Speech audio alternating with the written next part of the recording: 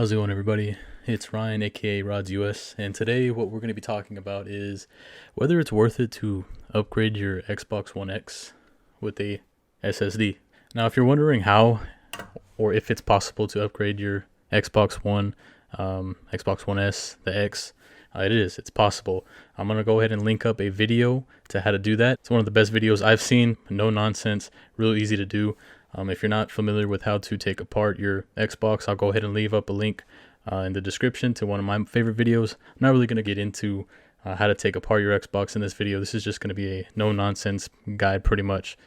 So what we're going to be doing today, we're going to be showing you all the load times for these games, Black Ops 2, Black Ops 3, and for fun, we're going to be doing GTA 5, which is notorious for long load times. Now, what we're going to be testing against is going to be Black Ops 2. We're going to be comparing it to Dalek JD's video with his Series X. Black Ops 3, we're going to be comparing the normal Xbox One with the hard drive compared to the Xbox One X with the SSD installed, and the same for GTA 5. Like I said, the reason why I'm making this video is because we have guys like this online saying an SSD swap will barely help with load times compared to the Series X. I just don't agree with this claim, and I'll show you why when I compare. But before we do that, I had some images here to put on the screen from a subreddit.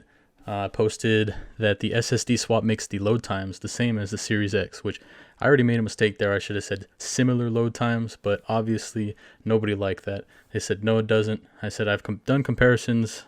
This is why I'm making this video. I've done comparisons and the load times are pretty much the same. They're off by maybe a second or two. Now, what this guy was saying is the best way for it to be even close is to get a top of the line SSD, which I'm assuming he's talking about an NVMe. Now, why would somebody drop money into that instead of getting the new Series X? He's like, I get what you're suggesting, but I don't see why someone would go that route. This is just not true. What we have here is the 870 QVO Samsung 1TB drive that we have inside the Xbox One X. And I'll go ahead and just put up the load times comparisons to the Series X. So the first game we're going to compare it to is the Black Ops 2 loading in. This is the Xbox One X SSD swapped. And at the end, I'll go ahead and compare Mr. Dalek JD's video, the time he got. Alright, and just like that, we're already loading in, and that is 22 seconds compared to Mr. Dalek JD's, let me see, 21:17 he got. So like I said, not very different. On his screen, the Xbox One version he's comparing, that one is taking a little bit longer. So as expected, that was only, a second's difference.